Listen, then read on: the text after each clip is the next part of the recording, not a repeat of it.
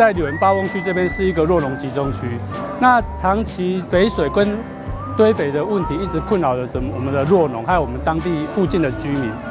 那我们一直希望说这个东西可以做一个有机的好好的处理。刚好这个契机呢，跟台语八翁合作，那我们在这边做一个资源化处理中心。那未来呢，我们牧场所产生的牛粪呢，就会直接到集中处理中心这边来，包括那些水分一样会运送到处理中心来。那这个好处就是说，我弱农不需要各自的去处理我的自己的堆肥，还有我各自的水，直接委外交由台乙来处理。那台乙它经过沼气发电了以后呢，这些肥分呢，水的部分它一样可以去做浇盖农地，做完浇灌以后呢，去种植牧草出来。那我们弱农呢，又可以有新鲜的牧草。弱农的问题，引进私人企业的技术跟资金，来共同努力，政府来补助，创造一个多赢的一个共同形式。这个不再是我们单一的问题，是大家的问题，大家努力来做啊！这个在我们这个安场做了一个非常好的一个体现了哈。这个处理中心完工以后哈，那么正式启用哈，对我们柳营区哈，整个八翁地区哈，整个污水跟空气污染哦，一定会有很大的帮忙哦。尤其哦是集水溪的目前哦高污染的情形哦，一定会改善哈。那么我们这一次第一期的工程有21家的畜牧业者会进场将来我们第二期大概有将近还有23家会进场，希望二期在大家的努力之下可以如此赶快来完工掌握施政3分钟，台南进步向前冲。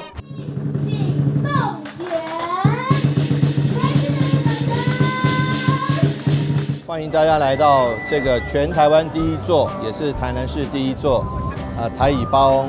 我们禽畜粪料资源转化中心的一个启用。这是一个非常不容易，而且化不可能为可能的一个工程。为什么？因为过去在八翁弱农区有许多因为弱农畜牧业的关系，所以说畜牧废弃物的排放，而造成地方社区跟畜牧业者有一个关系紧张，而且造成环境的问题。那经过环境部的全力支持，那台南市政府跟业者一起努力，然后成立了这家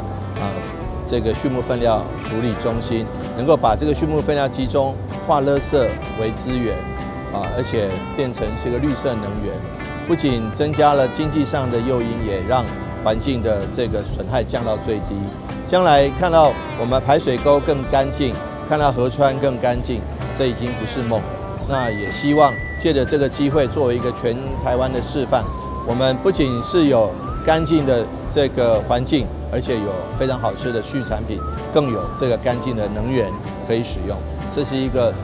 各方面都多赢的局面，不仅政府赢，然后业者赢，环境赢，然后农民也赢，居民更赢。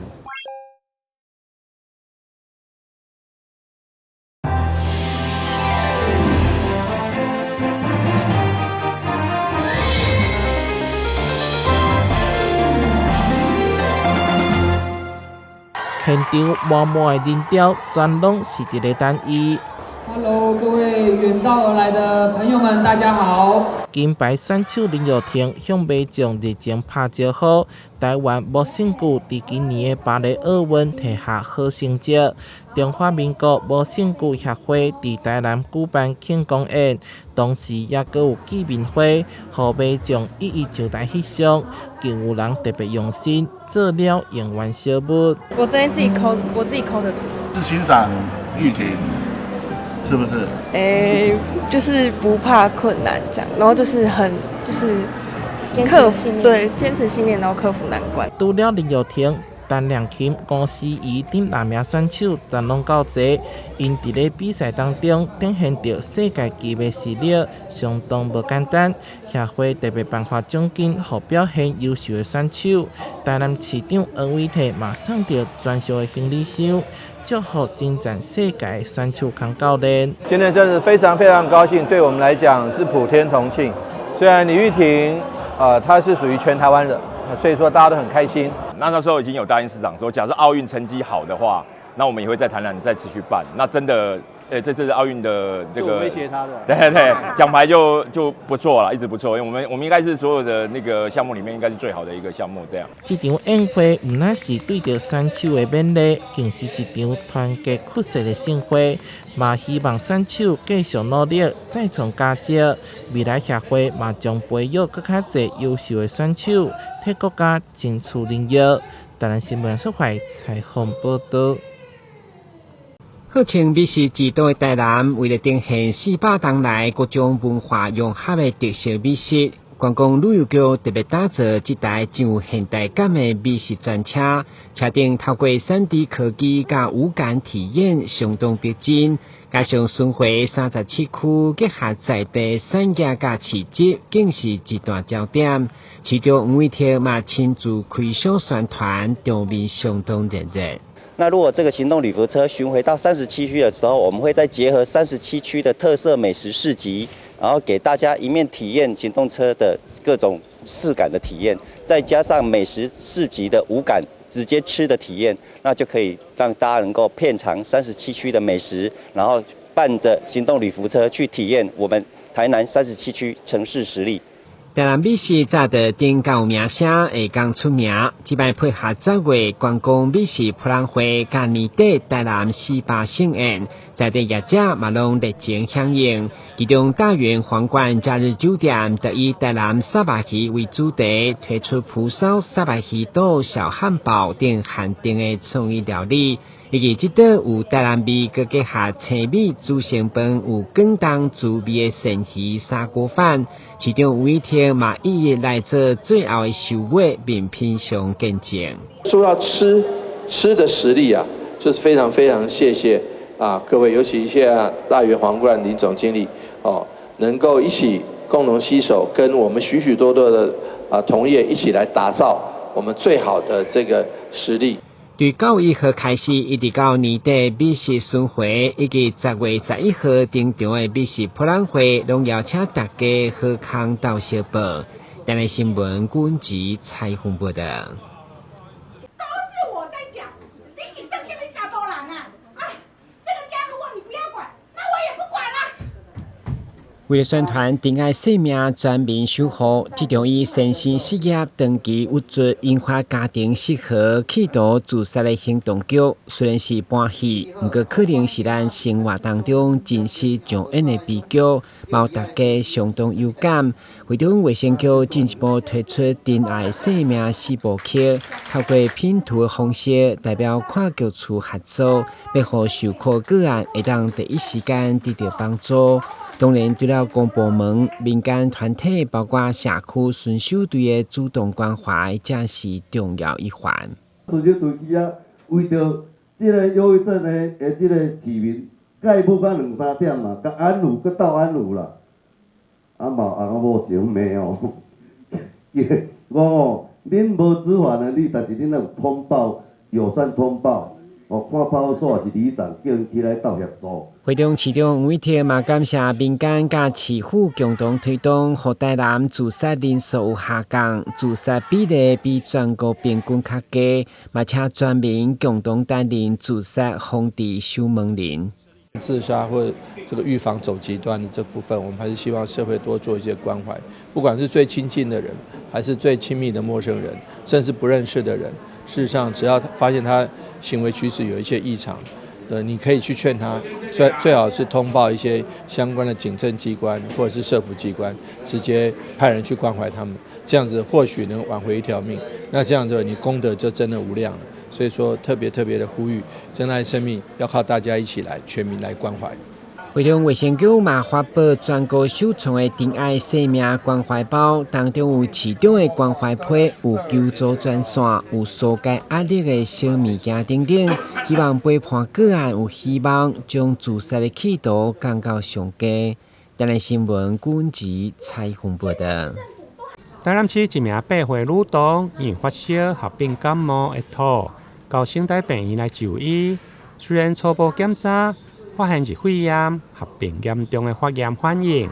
但后来因为病情进展恶化紧，带入去加护病房。因为感染病菌毒性造成血压无稳定，甚至面临缺血坏死的风险。经过检验的结果，证实是侵袭性 A 型链球菌。我们知道最近其实日本也有很多侵袭性 A 型链球菌感染的个案哦，所以其实社会大众也都一直在注意国内是不是有相关的疫情的流行出现哦。那我们希望提醒大家，就是说这个病菌在我们的社区还是有在散播跟流传哦。那如果说有一些危险症状的时候，包含比如说他的意识障碍有受到影响，然后有一些昏迷啊，或者是血液循环不好，那身上有一些异常的紫斑的情形出现的时候哦，要尽速的就医，提早抓住那个黄金的时间治疗，一般及时的诊断与治疗都能够顺利的恢复健康哦。新台病院小儿感染科医师沈清芬表示 ，A 型链球菌的感染治疗方式主要要及时来使用抗生素，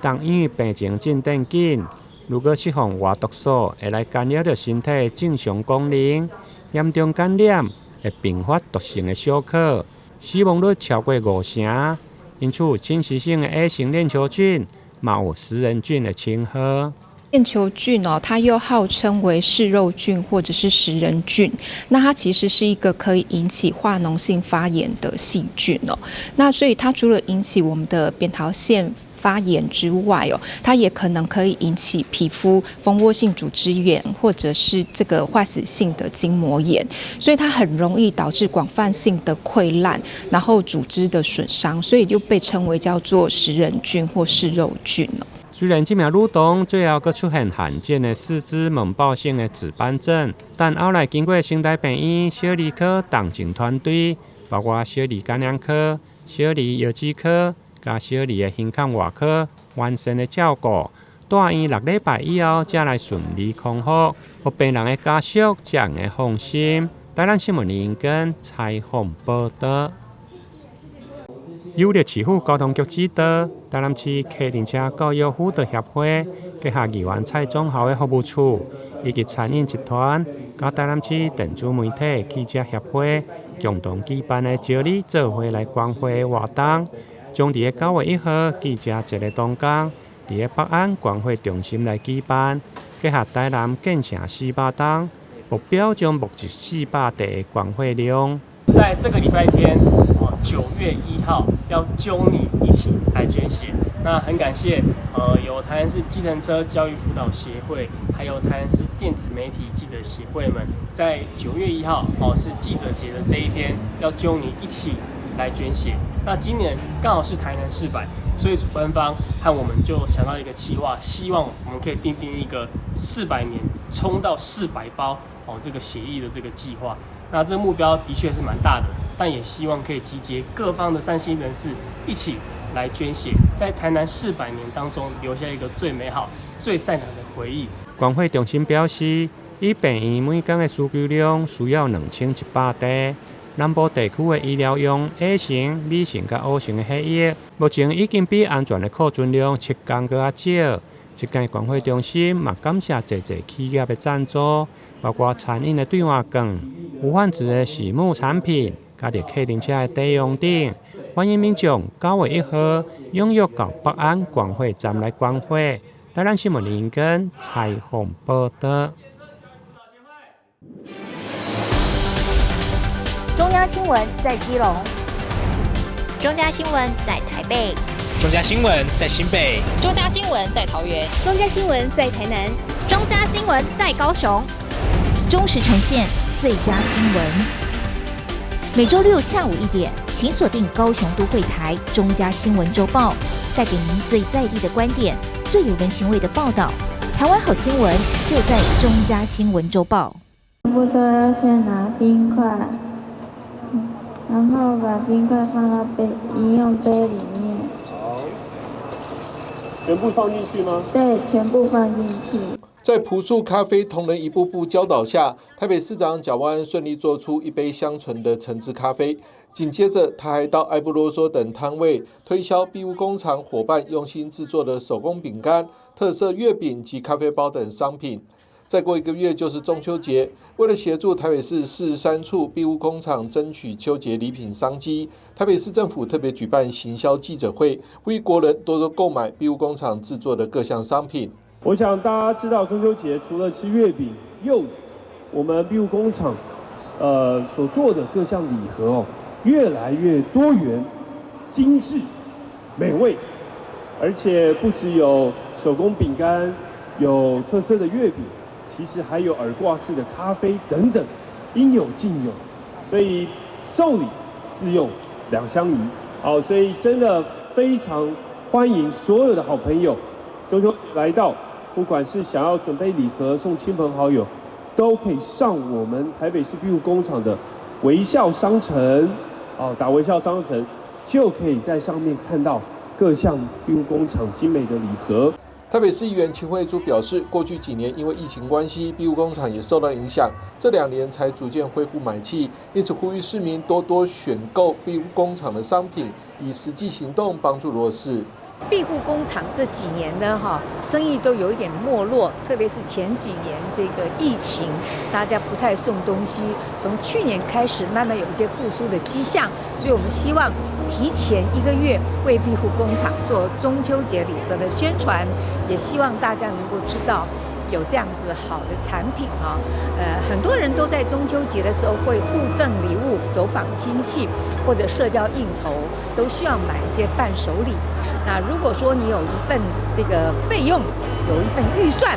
欢迎你，也拜托你买庇护工厂的产品，既能够帮助这些弱势的好朋友们，又能够协助你去进行人际的互动，这样一举两得，是多么好的一件事情。所以请大家支持台北市庇护工厂这些小朋友、好朋友、弱势者他们的产品。台北市长蒋万安表示，庇护工厂提供近600位身心障碍者与弱势族群工作机会，还帮助每位工作者增强自信、实现梦想。希望大家踊跃购买支持。我们很高兴看到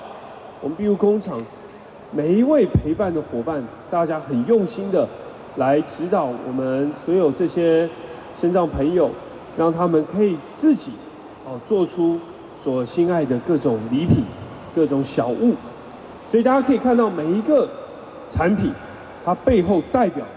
都是我们所有这些朋友他的努力、他的付出，每一个细节，不管是包装、手绘，其实都看到他们的用心，甚至可能在之前不断的练习所做出来的这个产品。请启动微笑商城中秋好礼正式开卖。为了提升买气，台北市劳动局方面还推出抽奖活动，即日起到9月30号，民众只要加入台北市庇护工厂微笑商城网站会员，并线上购买商品，登录发票后就有机会把 Gogoro iPhone 15 Pro、15000元来回机票及800元按摩券等多项大奖带回家。欢迎大家上网采购，支持弱势族群，让月圆人团圆的中秋节充满爱与关怀。台北市庇护工厂中秋节礼盒赞！记者张启腾台北报道。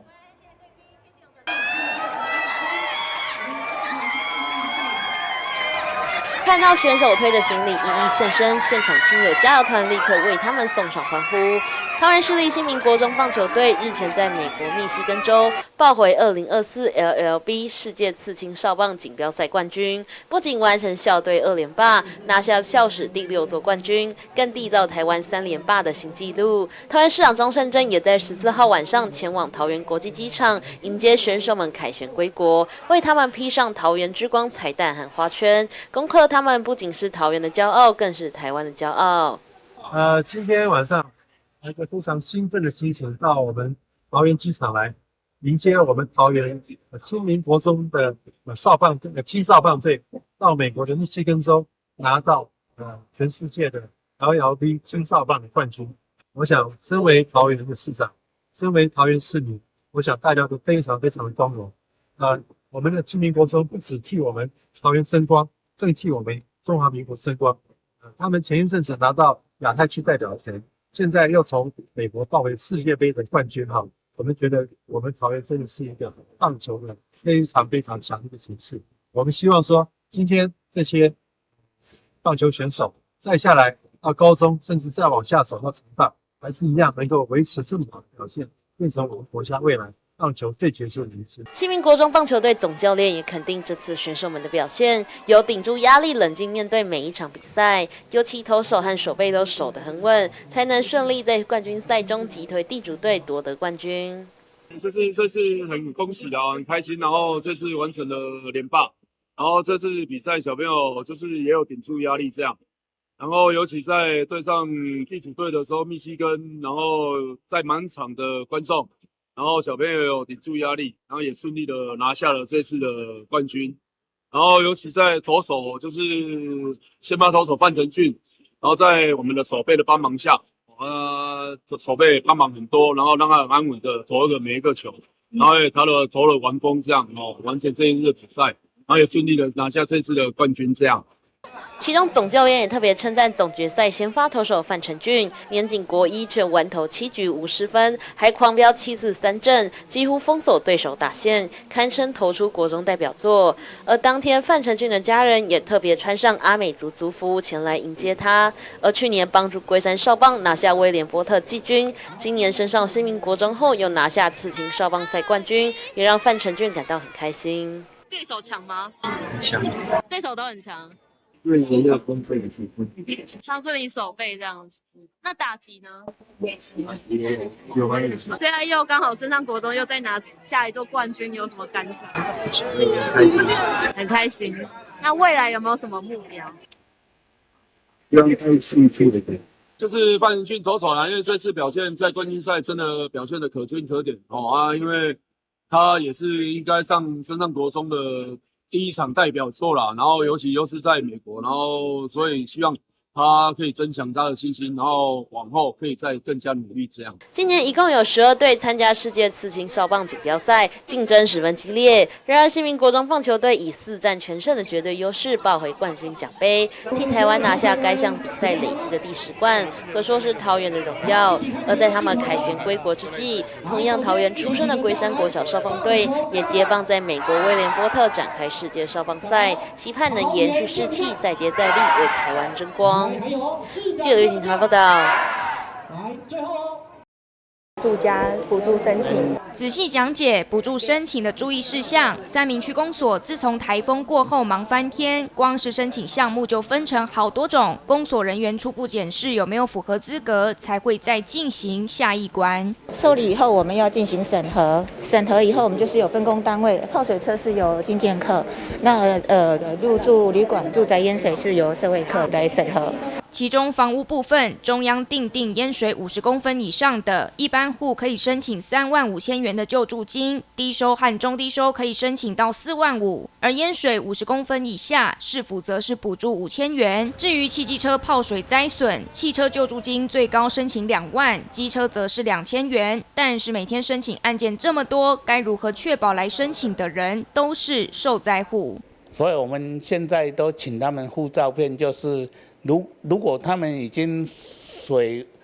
有水纹，当然是拍水纹；如果没有水纹的话，就是自己指认在那淹到哪边。但是整个区域是同时的吧，所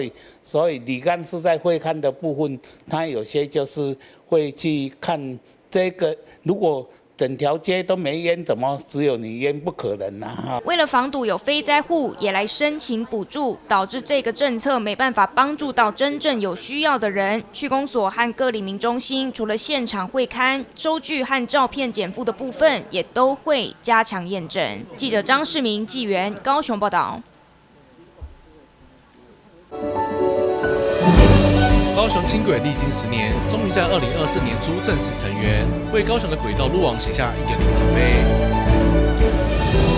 只是从轻轨建立之后，就时不时传出状况，不是撞列车，就是撞进轨道，都好在没有人严重伤亡，受伤的都只有列车和荷包。但今年监察院审计报告就指出，高雄轻轨的防护成效是否不佳，事故率还需要想办法降低。其实我们每天在轻轨的周遭，我在巡视的时候，有时候经常看到有一些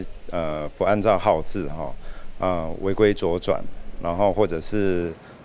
直接从这个轨道上侵入的行人。那我其实看的本来就战战兢兢然后我觉得也替他们真的是非常的担心。经过我们的统计，今年上半年我们有分析轻轨列车在路口的事故，我们后来发现有20件，全数都是因为行人跟这个汽机车违规。高市府捷运局表示，将会持续进行路口优化改善，陆续设置号志灯与声光提醒，并且画设轻轨行驶标线以及行人路面警示灯，也会加强轻轨司机的主动防御驾驶，希望透过各种措施降低事故的发生。我们今年的上半年的检讨，我们也发现，行人跟汽机车的这些违规，确实影响了轻轨运输的效能跟安全性。那我们也算是呼吁，也是希望我们的市民朋友，大家共同守护那个得来不易的城市地标。怎么样告诉他哪个地区它是可以左转的，哪个地区它是不能左转？我觉得在宣导方面，我觉得可能要再加紧。